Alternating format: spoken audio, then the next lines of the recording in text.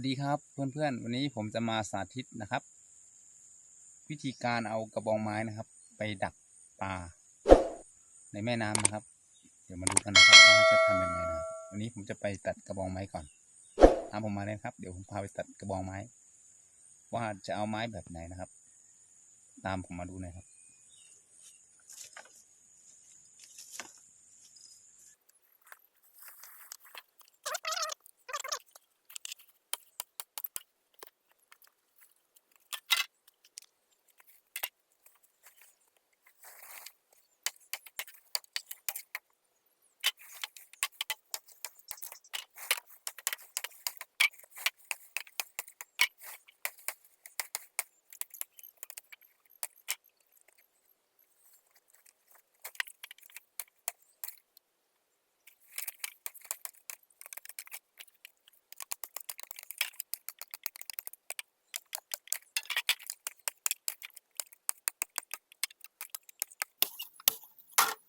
โอเคครับเดี๋ยวผมจะมาตัดเป็นตอนนะครับก็จะตัดไว้ตัดช่วงตามทิ้งนะครับแล้วก็จะไว้ส่วนนี้มีรูตรงนี้มาทะลุตรงนี้ครับ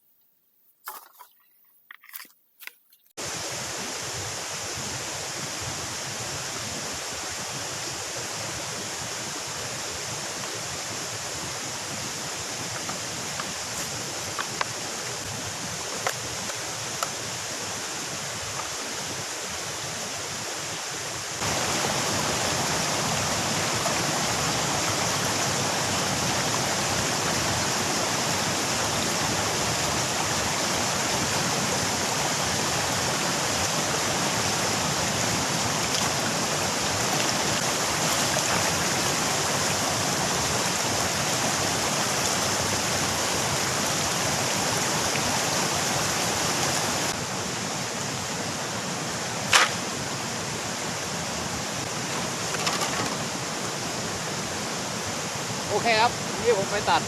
กระบองไม้ไผ่มานะครับนี่ผมจะมาทำกับดักดักปลาหลุดนานด้วยนะครับเดี๋ยวมาดูวิธีการทำของผมนะครับผมจะสาธิตให้ดูว่าดักปลาหลุดนากับแม่น้ำยังไงนะครับก็เป็นแม่น้ำครับผมจะมาตัดแล้วก็เอาไปวางตามแม่น้ำครับเดี๋ยวมาดูนะครับว่าจะทำยังไงนะครับโอเคเดี๋ยวมาเริ่มตัดไม้กัน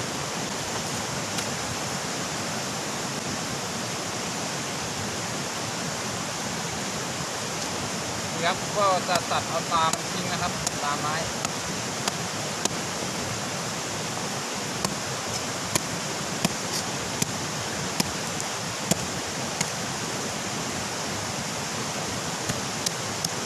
ให้มันดูทะลุทั้งสองข้างแบบนี้นะครับ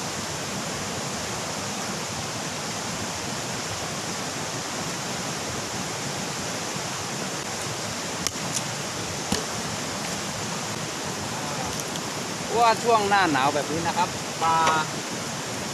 มันชอบเข้าอยู่ในกระบองไม้นะครับถ้ามีรูอะไรมันจะชอบเข้าอยู่ข้างในมันเพราะว่าช่วงนี้น้ำหนาวมากนะครับก็เลยก็ไปหลบซ่อนอยู่ในท่อในกระบองไม้แบบนี้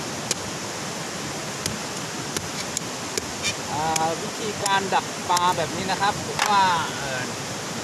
สมัยนี้มันเริ่มหาดูได้ยากขึ้นแล้วนะครับเพราะว่ามันไม่ค่อยมีคนทำนี้ผมก็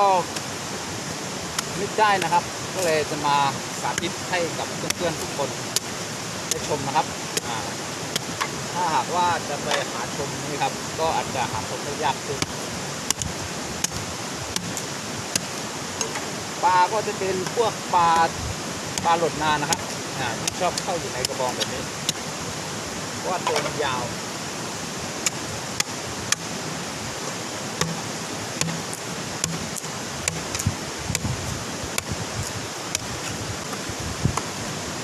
ถ้ากระบองมันใหญ่เกินนี่ปลาไม่ค่อยอยากเข้าเท่าไหร่นะครับ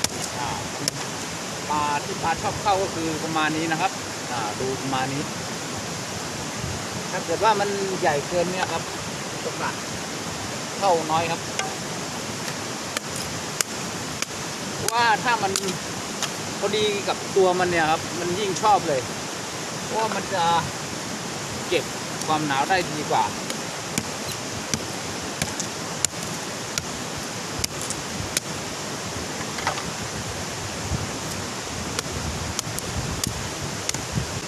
ก็จะทำเป็นกระบองไม้ทะลุหน้าทะลุหลังหมดเลยนะครับเพราะว่าถ้าไม่ทำแบบนี้นะครับปลามันไม่อยากเข้าเพราะว่ามันเข้าแล้วนะครับถ้าเราไม่ตัดตาตรงนี้ออกนะครับมันต้องถอยหลังออกมันก็เลยไม่อยากเข้านะครับถ้าเกิดว่าเราตัดทางนี้ทิ้งตัดทางนี้ทิ้งก็จะเป็นทะลุกันถ้ามันเข้าทางนี้มันก็สามารถออกมาทางนี้ได้ครับมันก็เลยเข้าแบบนี้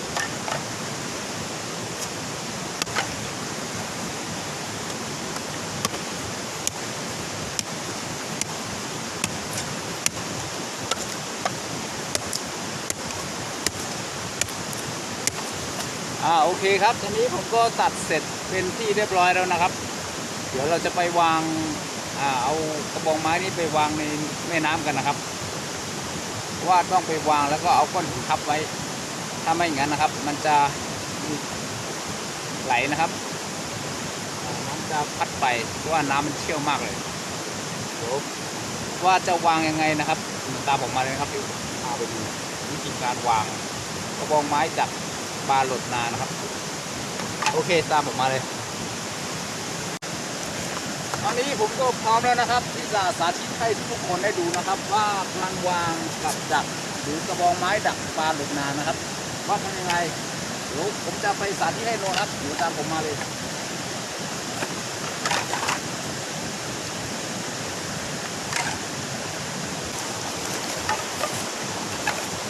นี่ครับ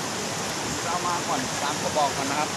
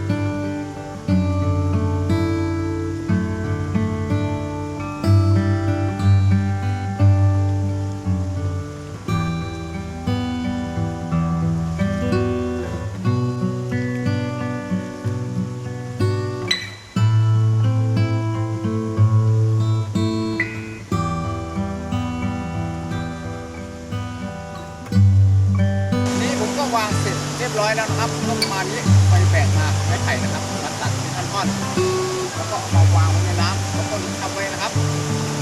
จำนวนประมาณนี้ก็ไม่ได้นับดูนะครับกระบอกมันมีสักกี่กระบอกนะครับผมก็วางเสร็จเรียบร้อยแล้วเดี๋ยวตรงนี้เราก็จะมาเช็คดูว่าจะมีปลา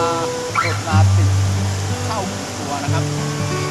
ยังไงก็อย่าลืมติดตามนะครับวันนี้ผมจะพาทุกคนมาเช็คดูนั่นเองนะครับถ้าได้ปลากี่ตัวนั้นผมก็ยังไม่แน่ใจนะครับต้องมาติดตามในวันพรุ่งนี้เช้านะครับ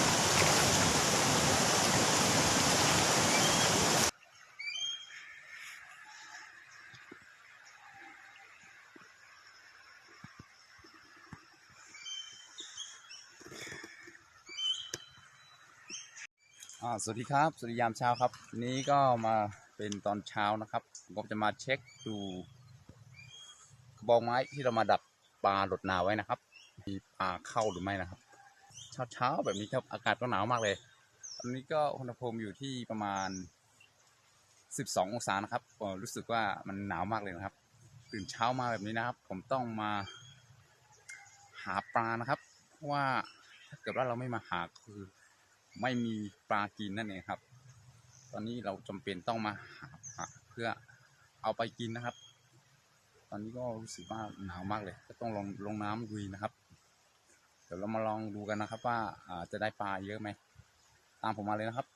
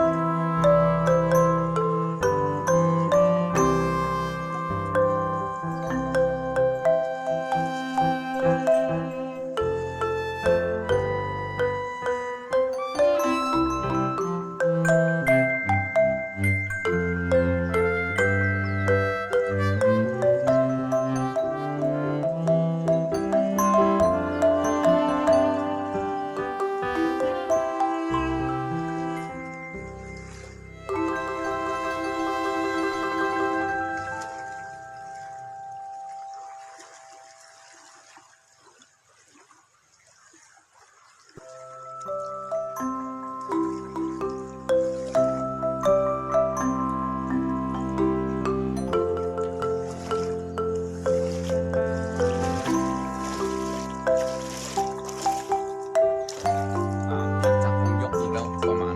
7 กระบอกนะครับก็ยังไม่ได้เพราะเพิ่งจะได้กระบอกนี้นะครับ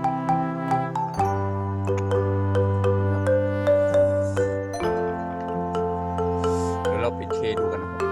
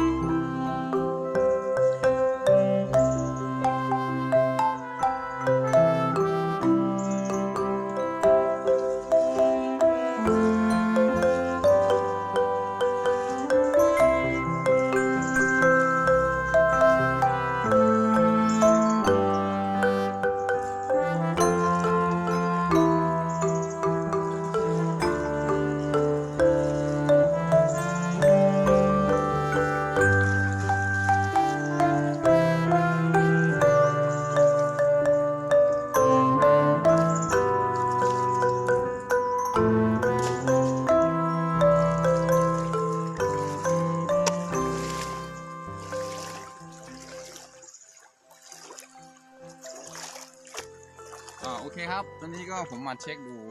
ก็กระบองผมก็นับจนหมดนะครับอันนี้ก็ได้ปลาอยู่ประมาณ 2-3 ตัวนะครับนี่ก็คือเป็นวิถีชีวิตของคนหากินนะครับก็คือวิถีชีวิตคนหลังเขานั่นเองครับนี่ครับเดี๋ยวเรามาเทดูข้างในนะครับตื่นเช้ามาก็ต้องดิ้นรนนะครับเพื่อหาปลาพวกหากับข้าวอะไรพวกนี้นะครับเราก็ไม่มีตลาดนะครับเพราะว่าถ้าเป็นคนในเมืองเนี่ยครับตื่นเช้าต้องพกตะกร้าเข้าตลาดนะครับแต่อันนี้ตื่นเช้ามาต้องมาพกถุงแบบนี้นะครับก็มาหาปลานั่นเองนะครับเพื่อจะเอาไปทำเป็นอาหารนั่นเองนะครับยังไงก็ถ้าชอบคลิปนี้นะครับก็ฝากกดไลค์กดแชร์นะครับหรือกด Subscribe นะครับเพื่อเป็นกำลังใจให้ผมทำคลิปต่อไปด้วยนะครับนี่อากาศก็หนาวมากเลยนะครับต้องขอไปใส่เสื้อกันหนาวก่อนนะครับ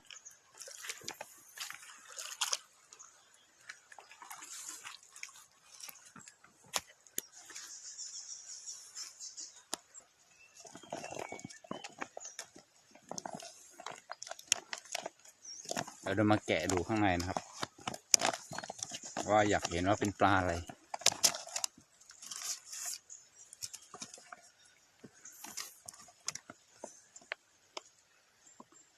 นี่ครับ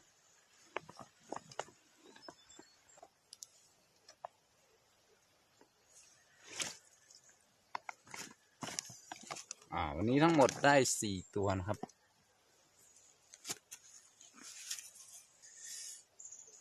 นี่ครับปลาก็จะเป็นปลาแบบนี้นะครับปลาหลดนานครับวันนี้ได้แค่4 ตัวเดี๋ยวพรุ่งนี้อาจจะได้เยอะกว่านี้ก็เป็นไปได้นะครับเพราะเพิ่งมาโยนใส่เมื่อวานเองนะครับ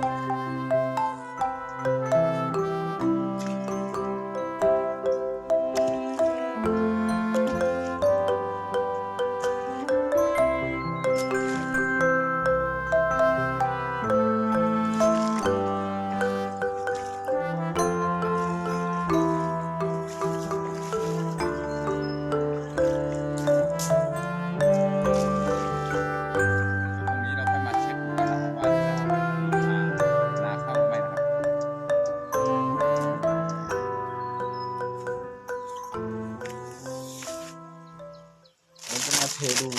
ปลาที่เราดักได้กันวันนี้นะ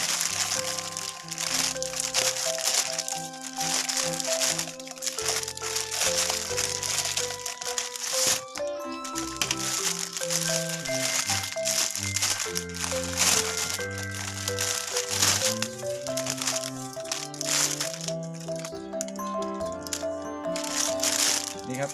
อันนี้ก็ที่ได้มาจากเมื่อวานส่วนวันนี้จะได้กี่ตัว1 ตัว2 ตัว3 ตัว4